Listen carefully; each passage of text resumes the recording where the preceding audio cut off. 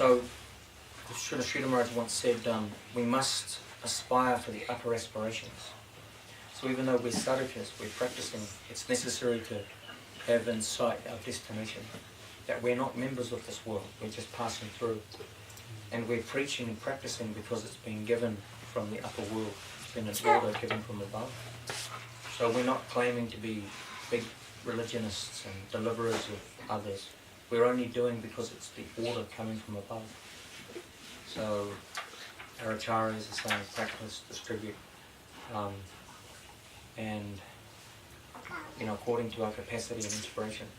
But we see what benefit we've received by our connection with the Krishna conception, the Krishna conscious path. So any connection with Krishna consciousness is glorious. So see, we're having connection every day by the grace. Mahamantra, Prasadam, seeing Prabhupada's picture, Guru Mandir's picture, Bhagavatam, Chaitanya.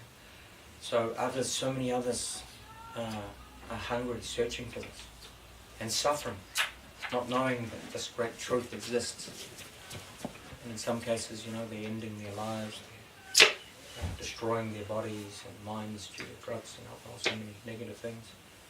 So it behooves us that although we may be in practicing stage, no doubt we have to go deeper in our own practice and our own faith.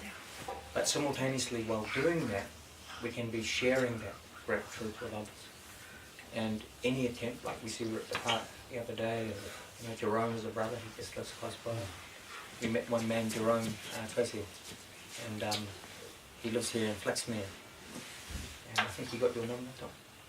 No, he didn't. Yep. So 1, 2, 5. I mean, the effect and the power of Krishna consciousness is so powerful that once one member of a family or a bloodline take to Krishna consciousness, of course, when you have something great and wonderful, like if you're on a new diet and you're feeling great, what do you naturally do with that knowledge and that experience? You share. So you want to share that great happiness and inspiration with others. So what better thing to share with others than the great divine absolute truth? It's not a relative. It's not like, I found a new flavour of ice cream. It's really great. So please try it. Of course, that's okay. It's been offered. It's prasadam. But the great truth, the great wisdom, the great delivering process of spiritual life is that great relief from suffering. It is the tendency of all souls anyway. They're searching for happiness, for love, for beauty. So connect them with Krishna. And the incredible thing is, it's simultaneously one, and it's concomitant. It's like as you're practicing, others can be involved in that practice. Like when we go in the Harina, we're chanting Mahamantra. And so others are naturally engaged in hearing. So we're hearing and chanting, Shravanam, Kirtanam. And they get the service of Shravanam, the first service that we engage in when we come into the sadhu sangha, is to hear. And that creates a purificatory wave. So, Brahmanda, Brahmatikunda, Bhagavanji, Guru Krishna Prashaya, by Bhaktivinoda Beach, the soul is wandering throughout the Brahmanda. Samsaradavan Alavida Loka Pranayakarunyaganaganapa. And the connection with Gurudev is, he is washing away with the cool rays of transcendence, the cycles of repeated birth and death. He's delivering one from repeated birth and death. By giving who? By introducing Krishna. He's not Krishna, but he's representing the knowledge, the current of the Krishna conception. He's a servant of Krishna. Whereas we see some gurus, they're claiming, I'm same as God and I'm different from God. This is nonsense. No. We're servants, servitors.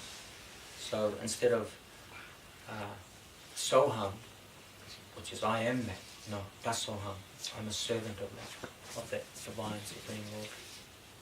And the service nature is everywhere. Everywhere we see, we have to engage in seva. So, seva to Guru Gauranga, to the Vaishnavas, to Krishna, to the Hari Kirtan. This is great privilege. And will give us our supreme benefit, super benefit. And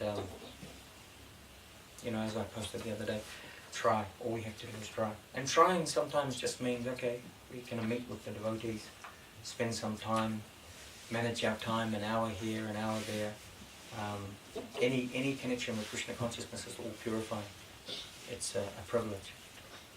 And it's always my privilege, I get to associate and have kirtan and little prasad, it's a very, Prabhupada said, simple living, high thinking. So it's not a complicated process. So practice and mood, two things that are always important. That's a theme, obviously, I often like to reflect on and share that mood is also very important, because in the practice of the approach to Krishna, who is the all-attractive, his aspiring servitors, they also must be all attractive. So Krishna's loving, Krishna's compassionate, he's merciful, he's sweet. So as we become more Krishna conscious, and we make a conscious effort to move in that conception and consciousness,